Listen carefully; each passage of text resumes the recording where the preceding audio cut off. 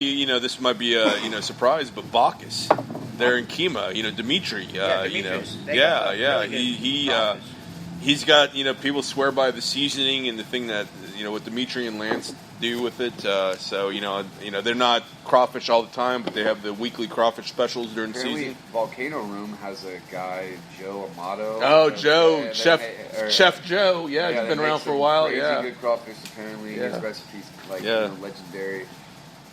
My favorite crawfish around here, though, it's not on the lake though, but BB's and Guidry's. BB's is in Clear Lake off 45. Guidry's in the port. Those are my two favorites in the local area, not necessarily on the lake, but man. I love Cabos, and I love Crazy Alan for sure. Yeah. And that guy's what a character. You were just Man, there. Alan Franks. Yeah. Actually, I was there the other day. I'm supposed to be going there tomorrow. Okay. I thought maybe you were pre-gaming over there. Pre-gaming. Yeah, there's a lot of pre-gaming going on before this weekend. You're right about that. I actually got Crazy Alan Swamp Shack.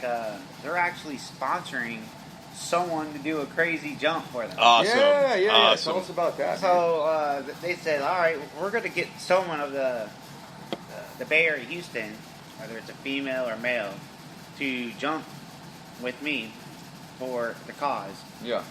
And he's like, you know what? I was like, Alan, you're pretty crazy, right? He goes, Crazy Alan Swamp Shack. Are you willing to do a crazy jump? He goes, I'm going to probably be out of town. But you know what? I get someone to jump for me. I was like, oh, so you're going to challenge someone while you're out of town. Or is that your way of getting out of it? He goes, both. And he was like, you know what? Do you want me to help you out or not, kid? I was like, well, you make me feel really young right now because I'm wearing a Superman shirt or what? He goes, well, you're a little bit younger. You're a kid from the neighborhood. So you want me to jump? You want me to help you out? What do you want? I was like, man, just come out here and support the ladies. It's Breast Cancer Awareness Month. We got Jump for the Rose. I wanted to jump for United Spinal Association, raise awareness for spinal cord injuries. Right. And just have some fun. He's like, man, I'll help you out, man. Let me get someone out here. I was like, are we going to just choose someone? Are we going to nominate someone? How are we going to get them out? And he's like, man, we could do a raffle. We could choose someone. I was like, why don't you call one of your best friends and just give them the old prank. Hey, I challenge you on air to jump out of an airplane. Yeah. If not, you're going to have to, do something in return. We came up with this goal. Since it's 14,000 feet, when we did our first jump, we raised $1 a foot. Oh, nice. For 14,000 feet. Right. Our goal was to raise $14,000. Well, right. We didn't have enough jumpers or supporters. We didn't quite get to that point. We were shy by quite a few thousand feet. But hey, whatever, man. It was a lot of fun. Aim high. That's and right, and you still got something. So what we're gonna be doing is we're gonna be selling raffle tickets, barbecue plates for $15. So we got We Know Cookers. We're gonna be cooking these barbecue plates. There you go. Yeah, give them a shout out. That's pretty cool. Yeah. If you've never had their barbecue, they got some pretty good food.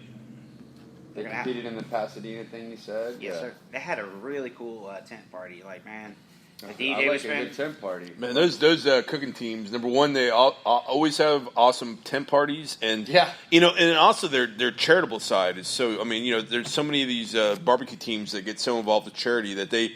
So that's awesome.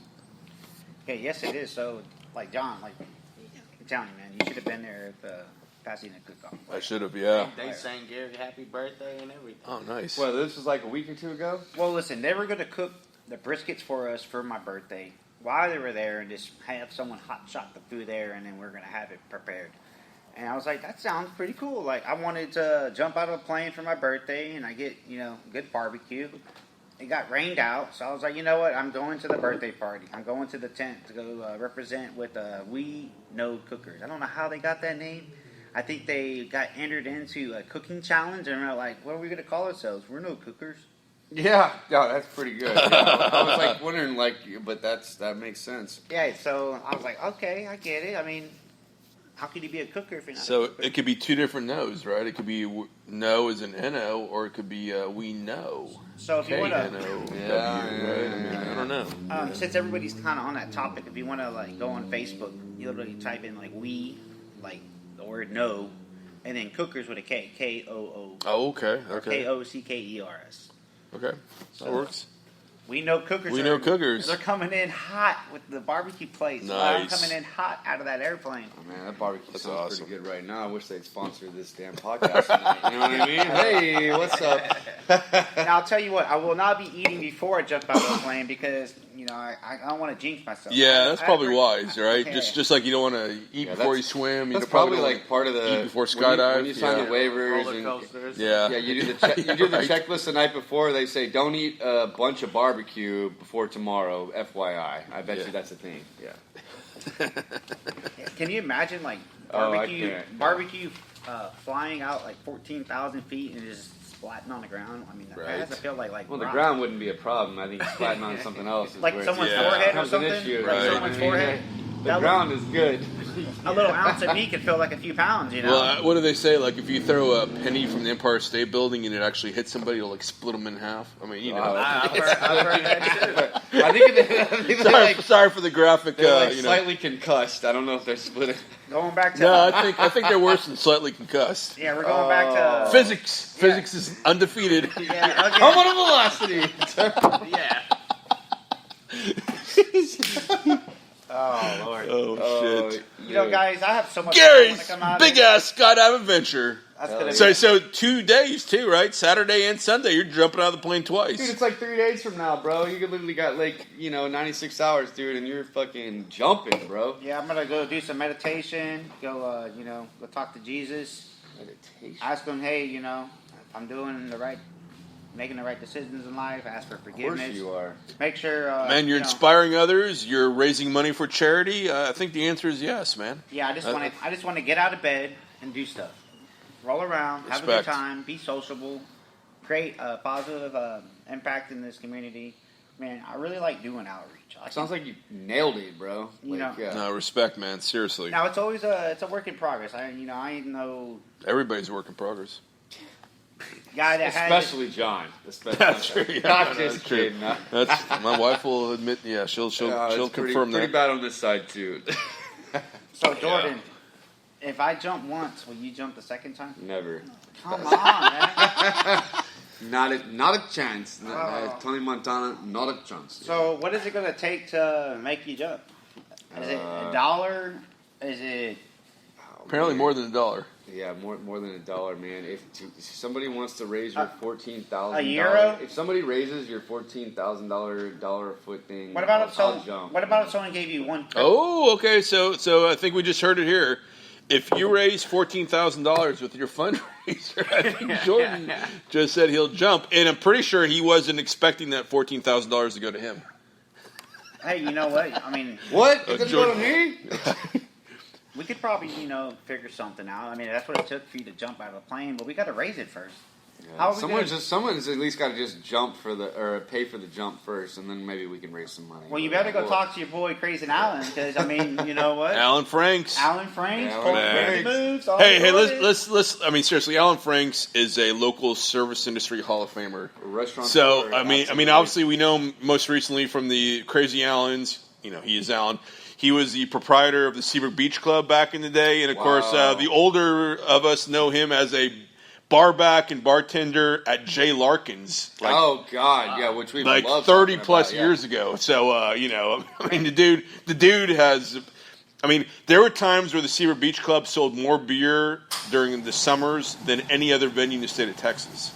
I mean, so... me and Gary used to go there. Wow, they were doing like top golf numbers back then. Yeah, Seabrook Beach Club, man. Yeah, Seabrook Beach Club brings back a lot of memories, because back then when you had the tops coming around. Yeah.